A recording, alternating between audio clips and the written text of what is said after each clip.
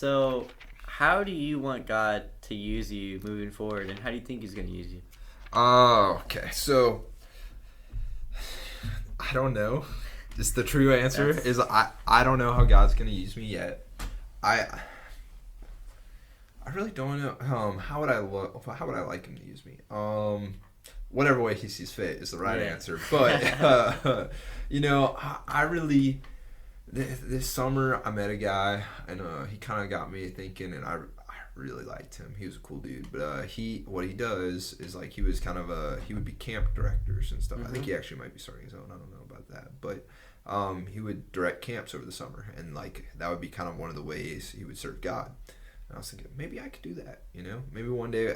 Obviously, after like I've kind of retired as a counselor, because there's kind of a lifespan on that. But yeah, then once I'm retired past that point, maybe it's being a director at a camp. And what I didn't realize about a director is like they have a very, obviously besides the logistical part, which is very yeah, important, but they have a big responsibility to the counselors at that camp of like they got to make sure you're okay spiritually. I'm talking about obviously physically too, but spiritually, like they have to. They're very invested in you, and they're one to see you succeed. And to be honest, there was times at that camp where I had like some tough situations with either with kids or with other counselors, and it's like he's kind of the guy that is supposed to either be able to coach you through that, and help you follow God's will. And so I think that could be a very interesting position maybe one day to go into.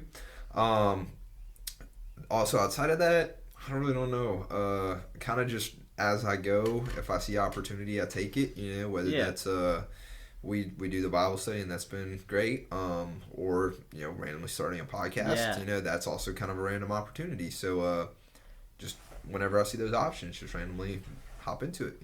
yeah. No, that's good. I mean, and God's gonna work through you, how He sees fit. I mean, you're a great talker. He could work through that. You're a great personal person, and that He can work through you to that. I mean, you have a lot of gifts that God can use, and even then, if you don't see that the gifts that God has given you, I mean, Moses wasn't a great speaker, but he still spoke for God. Like, it's less about your physical abilities and more about what God can do through you. Mm-hmm. Yeah, So, because I'm not a good reader. So this is actually a but pretty funny story. So like the other night we're doing Bible study, and you weren't there that night. I think you were either out of town or sick or something. I don't remember. But you weren't able to come. So it was only a couple of us, and we just, instead of doing the normal thing, we just picked our favorite songs to start reading. And I picked Psalms 119. For y'all who don't know, which I forgot, it's a very that is long Psalms. There's like close to 200 verses or more. I don't know. It's around there. But I started reading, and I was like 10 minutes in and still going at it. yeah, And eventually they were just like, look, you need to stop. And I was like, uh-oh. yeah.